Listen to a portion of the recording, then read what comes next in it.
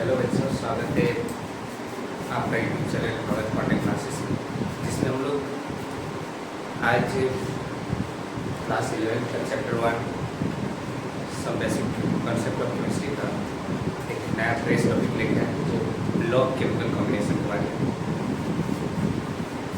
Log chemical combination का सबसे पहला जो टॉपिक है वो है लॉग कंजर्वेशन ऑफ मास, जो कि 9th क्लास में हम लोग पढ़ चुके हैं। जो हिंदी मीडियम के बच्चे उन लोग के लिए कह रहे हैं कि द्रव्यमान संरक्षण के नियम, इसी को बोलते हैं law of conservation of mass. Law of conservation of मास। अब इसमें क्या होता है, लॉ ऑफ कंजर्वेशन ऑफ मास किसी भी केमिकल रिएक्शन में, एनी केमिकल रिएक्शन, कोई भी अगर हम लोग केमिकल रिएक्शन लेंगे तो उसमें उनका मास ना तो क्रिएट हो सकता है और ना ही डिस्ट्रॉय। जैसे अगर एग्जांपल के लिए हम एक केमिकल इक्वेशन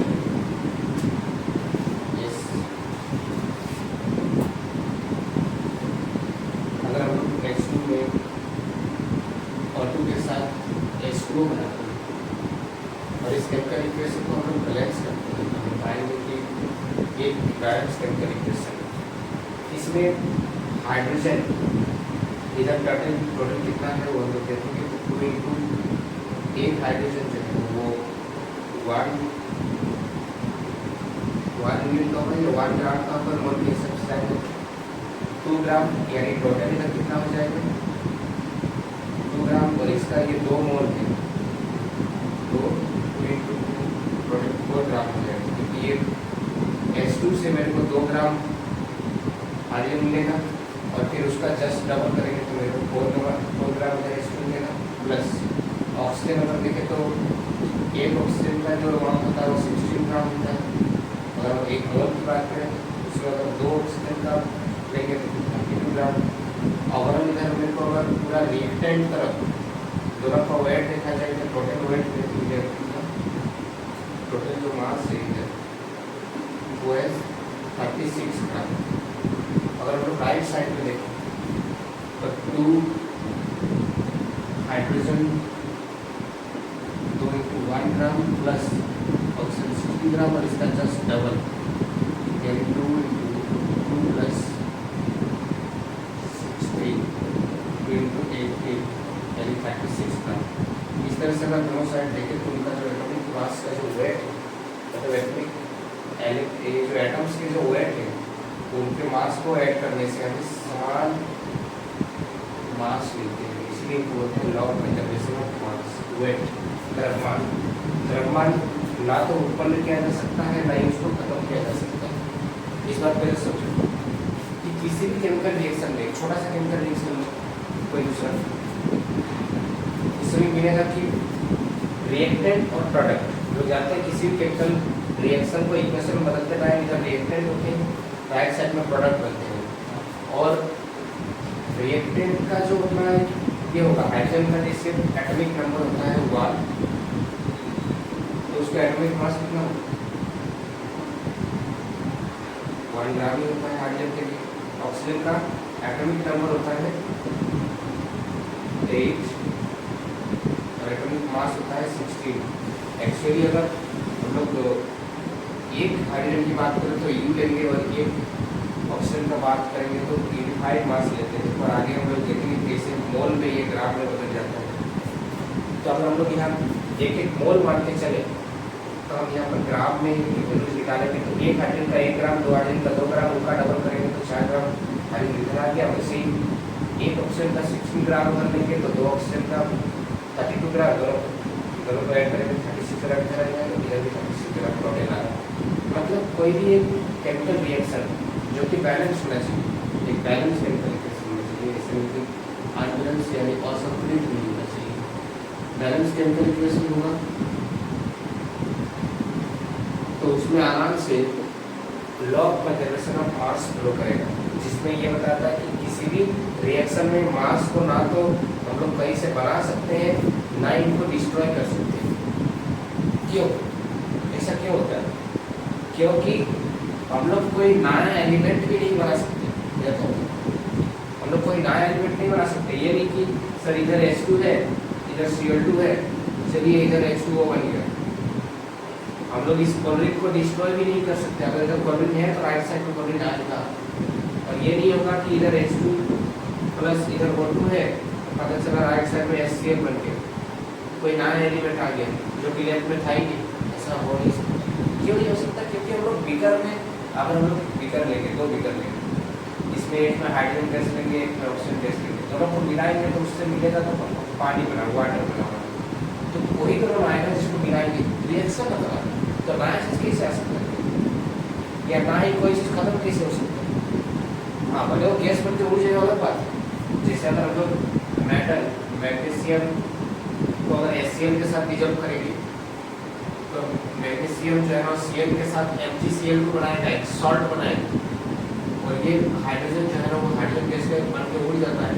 हम लोग जानते हैं धातु या कोई मेटल को एसिड के साथ रिएक्शन कराने से हाइड्रोजन गैस बनता है। केमिकल का chapter 2 acid base and salt में था, इसमें मेटल और एसिड, अगर मेटल और एसिड एसिड, मेटल और एसिड रिएक्शन करने से हाइड्रोजन गैस बनता है।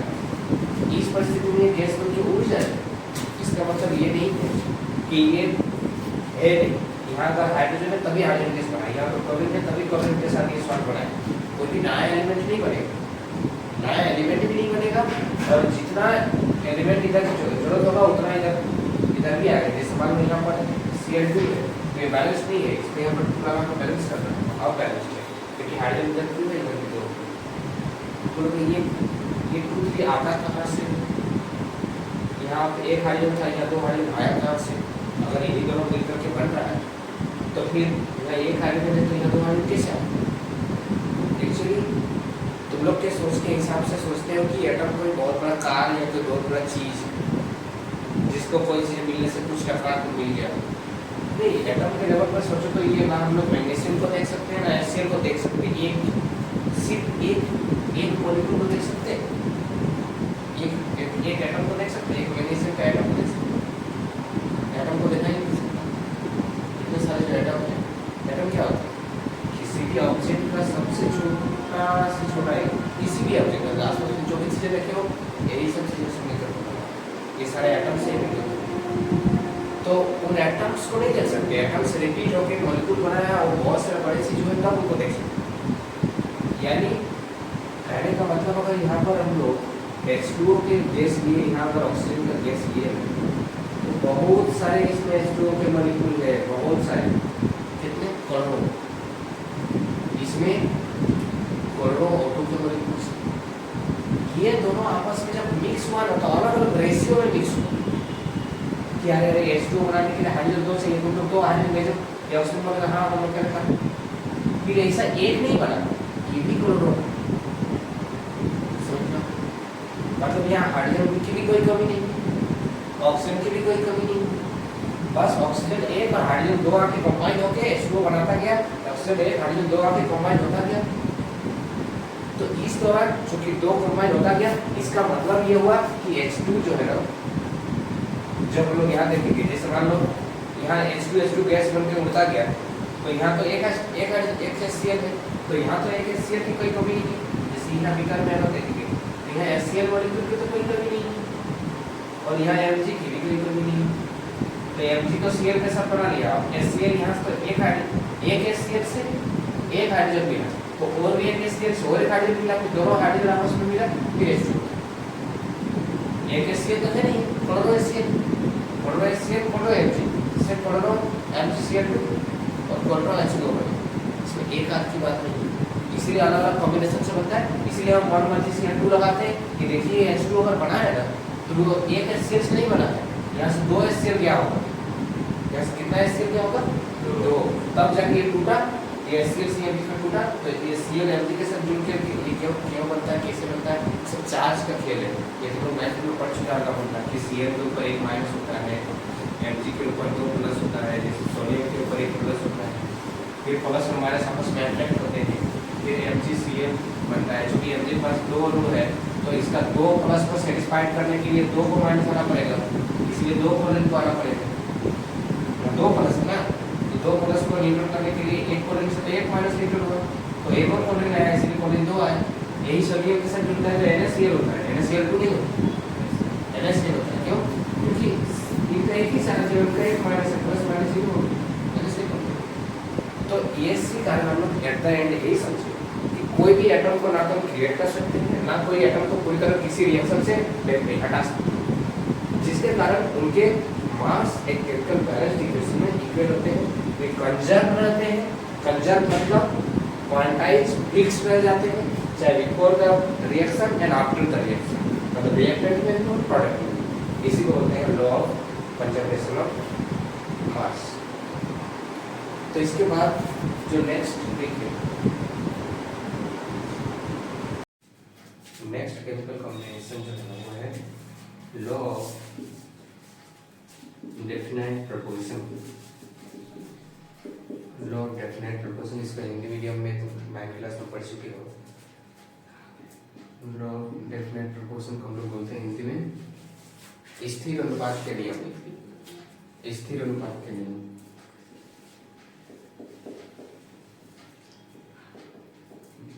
और इसमें कोई भी दो एलिमेंट, मान लो हाइड्रोजन और ऑक्सीजन ले लेते हैं,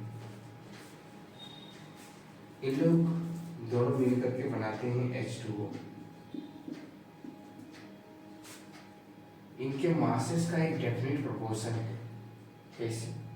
अगर हम लोग हाइड्रोजन देखें तो ये 1 ग्राम होता है, तो 2 हाइड्रोजन के लिए हो जाएगा 2 ग्राम। ऑक्सीजन का अगर देखेंगे तो एक ऑक्सीजन के हो गया 16 ग्राम। यानी दोनों का अगर हम लोग रेशियो निकालें, दोनों का रेशियो निकालने जाए तो 2/16 यानी 1:8 आएगा।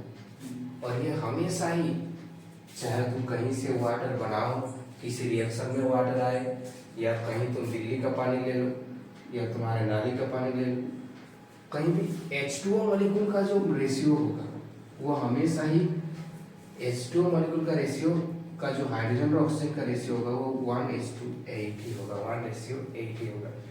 मतलब वो डिफिनेट रहता है, फिक्स रहता है, जिसको बोलते हैं हम लोग कांस्टेंट प्रोपोर्शन। कोई चेंज नहीं होगा इनका प्रोपोर्शन में, कोई चेंज नहीं होगा। ये नहीं कि पानी यहाँ वहाँ का बदल गया तो हाइड्रोजन 3 को लग गया, ऑक्सीजन 2 को लग गया, ऐसा हो नहीं सकता। क्योंकि उनके वैलेंसी पर भी सवाल आ जाता है कि एक हाइड्रोजन एक ऑक्सीजन के साथ कैसे जुड़ सकता है। तो उसमें अगर हम लोग देखें तो ऑक्सीजन के बाहर में कितने इलेक्ट्रॉन होते हैं? ऑक्सीजन का टोटल होता है 8, तो पहला कक्ष में जाएगा 2 इलेक्ट्रॉन। पहला वाला जो सेल होता है उसमें कितना इलेक्ट्रॉन मैक्सिमम रह सकता है? 2 एटम में 2 रहते हैं। दूसरा में अगर जाएगा तो बचा 6 ही, दूसरा सेल में जाएगा तो भाई 6 को बचा। और हमें पता है कि इसको अपना ऑक्टेट यानी अष्टक पूरा करने के लिए और कितना चाहिए? 2 और चाहिए। बाहर से इसे रिंग लेना पड़ेगा माइनस में। और हाइड्रोजन का उसका उल्टा है, इनका सिर्फ 1 है, इनको सिर्फ 1 चाहिए ताकि वो अपना सामने वाला का डबलेट पूरा कर सके। या तो कोई ऑक्टेट पूरा करना चाहता है या कोई हाइड्रोजन हीलियम जैसे ये सिर्फ अपने बाहर में 2 इलेक्ट्रॉन पूरा करना चाहते हैं। तो इसीलिए इनके बाहर में 1 इलेक्ट्रॉन, लेकिन ऑक्सीजन के बाहर में होते हैं 6 इलेक्ट्रॉन। तो जब ये साझेदारी करते हैं तब एक ऑक्सीजन को उनके ऑक्टेट पूरा करने के लिए 2 हाइड्रोजन की जरूरत पड़ जाता है। 2 हाइड्रोजन के साथ साझेदारी करने से इस ऑक्सीजन का भी अपना ऑक्टेट कंप्लीट हो जाता है और हाइड्रोजन का भी अपना डॉपलेट कंप्लीट हो जाता है। इसीलिए हाइड्रोजन 2 ऑक्सीजन 1 ये मिलने से सबका ऑक्टेट वगैरह सब रूल कंप्लीट होते हैं। तो ऑक्टेट रूल को कंप्लीट करने के लिए भी ये एक डेफिनेट रेशियो चाहिए होता है। इसी को हम लोग बोलते हैं लॉ ऑफ डेफिनेट प्रोपोर्शन। कोई भी मॉलिक्यूल होगा उनके एटम्स आपस में एक फिक्स रेशियो में होंगे। कहीं भी ऐसा नहीं होगा कि 2:16 में आ गया, पता चला हाइड्रोजन ऑक्सीजन को कोई ऐसा हो गया कि हाइड्रोजन 3 को लग गया तो ऑक्सीजन 2 को लग गया। इस टाइप का कोई भी प्रोपोर्शन में देखने को नहीं मिलेगा। अगर ऐसा होगा भी, जैसे एक आयन होता है हाइड्रोनियम आयन H3O, लेकिन उसमें एक चार्ज आ जाता है प्लस चार्ज, उनके अगर रेशियो देखेंगे तो वो इक्वल होंगे। ये दूसरा बात है, हाइड्रोनियम आयन होते हैं इसमें चार्ज आता है प्लस चार्ज, बट ऐसे नहीं होते।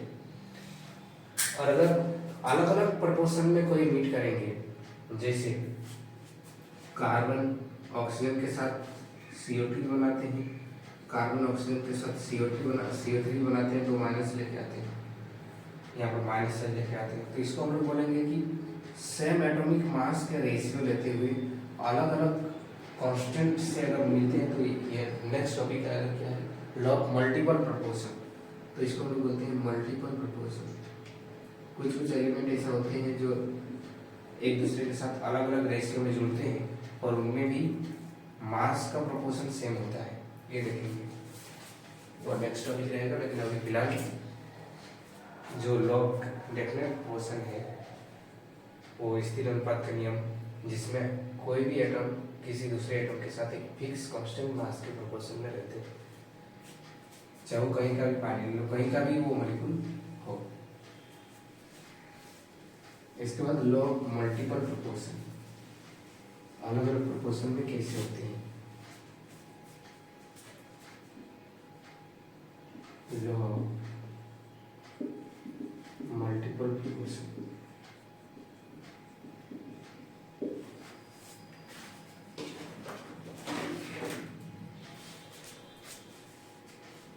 इसमें जैसे हाइड्रोजन अगर ऑक्सीजन के साथ बाइंड होकर H2O बनाता है, यही हाइड्रोजन वापस ऑक्सीजन के साथ बाइंड होकर H2O2 भी बना सकते हैं। तो इस प्रकार से अगर हम लोग दोनों का एटॉमिक मास का रेशियो देखें तो ये 2 ग्राम आएगा, ये 16 टू 32 ग्राम आएगा और इधर आ जाएगा कितना 18 ग्राम। इधर इसका अगर देखें तो ये भी 2 ग्राम आएगा, ये अगर आ जाएगा तो तुम्हारा 32 ग्राम और इधर बनेगा कितना बोलो 34 ग्राम। इसमें एक चीज़ है, जब हम लोग इसको बैलेंस करेंगे तो बैलेंस करने का एक और तरीका ये है, जैसे यहाँ ऑक्सीजन 1 में है तो हम चाहें तो इसको हाफ कर सकते हैं। अगर इसको हाफ करेंगे तो मेरे को मिलेगा 16 ग्राम, मतलब एक्चुअल में H2O बनाने के लिए 16 ग्राम ऑक्सीजन और 2 ग्राम हाइड्रोजन चाहिए, ठीक है। अगर इसको देखा जाए तो 16 ग्राम ऑक्सीजन, एक ऑक्सीजन है ना, इसलिए 16 ग्राम एक ऑक्सीजन के लिए। तो इसके अगर आपस में रेशियो देखें तो ये है इधर से 2, इधर का ये रेशियो निकालते हैं तो कितना हो जाएगा 16:32, यानी इधर भी आ जाएगा 1:2। तो ये एक फिक्स रेशियो में ही आते हैं, एक डेफिनिट होल नंबर रेशियो में आते हैं। हाँ, किसमें आएंगे होल नंबर रेशियो, ये इसको बोलते हैं लोग होल नंबर रेशियो। इसको बात को समझो, यानी कि पॉइंट में आ जाएगा। अगर ऐसा हुआ भी, जैसे इनका अगर देखा जाए तो 2:2 लेंगे तो इधर हाइड्रोजन में कौन सा रेशियो में आएगा H2, तो 1:1 आएंगे, ये भी एक होल नंबर रेशियो में आएगा। होल नंबर कहाँ से शुरू होता है 0, 1, 2, 3, यहाँ से आप अलग तक जाता है, मतलब उनमें होल नंबर होंगे, यानी कि 1.5 रेशियो 2.6 इस टाइप का कोई डेसिमल वाले पार्ट्स नहीं आएंगे। अगर अलग अलग रेशियो में, जैसे यहाँ H2O यानी ये 1 2H2 8 के फॉर्म में इनके एटॉमिक मास का रेशियो हो तो ये क्या हो गया 2 रेशियो, ये कितना 32, मतलब 1 रेशियो, ये क्या एक्चुअली में 1:8 है, तो ये 1:16 है। दोनों होल नंबर रेशियो में है, दोनों लगभग फिक्स रेशियो में। अगर इन दोनों का रेशियो भी निकालें तो ये 1/2 आएगा, यहाँ जैसे 1/2 रेशियो है। तो होल नंबर रेशियो में ही आपस में कंबाइन करते हैं। हाँ, मल्टीपल प्रोपोर्शन क्यों बोले, क्योंकि यही हाइड्रोजन वही ऑक्सीजन के साथ जुड़ करके पानी भी बनाता है, वही हाइड्रोजन ऑक्सीजन के साथ जुड़ करके H2O2 बनाता है, जिसको हम लोग बोलते हैं पेरोक्साइड, सुपर पेरोक्साइड या हाँ सुपर पेरोक्साइड, जिसको हम लोग आमतौर पर बोलते हैं hydrogen peroxide. Hydrogen peroxide, hydrogen peroxide एक पेरोक्साइड लिंकेज है। पेरोक्साइड लिंकेज कब बोलते हैं, जब ऑक्सीजन ऑक्सीजन के साथ ही बॉन्ड बनाता है ना, तो इस लिंकेज का ही नाम होता है, लिंकेज मतलब बॉन्ड, इस बॉन्ड का ही नाम है पेरोक्साइड बॉन्ड। कब होते हैं पेरोक्साइड बॉन्ड, जब ऑक्सीजन ऑक्सीजन के साथ ही कहीं बॉन्ड बनाते हैं, यानी इसका असली स्ट्रक्चर ये है। इनका असली स्ट्रक्चर ये है कि ऑक्सीजन बीच में है, उन दोनों में हाइड्रोजन जुड़े हुए हैं, ठीक है। बॉन्ड बनाएंगे। वो बॉन्ड कहाँ से आया, अभी जब हम दिखाए थे एक एक को इलेक्ट्रॉन का साझेदारी किया है दोनों मिलकर, क्या है ना, तो उस एक जोड़ा इलेक्ट्रॉन एक बॉन्ड बनाता है। तुम लोग चैप्टर नंबर 4 क्लास 10 में पढ़ चुके हो, single bond, double bond, triple bond, carbon atom के कंपाउंड्स का चैप्टर में तुम लोग ये डबल बॉन्ड, ट्रिपल बॉन्ड बोलते हैं, क्यों साझेदारी होकर बनते हैं, क्यों मतलब ये चीज़ें बॉन्ड आते हैं, वो सब चीज़ें पढ़ चुके हो। यहाँ पर हम लोग ये देखें कि अलग अलग रेशियो में आपस में मिक्स हुए, जहाँ ऑक्सीडेशन बॉन्ड दिखेगा पेरोक्साइड बॉन्ड बोलना है, जिसको हम लोग हाइड्रोजन पेरोक्साइड बोलते हैं।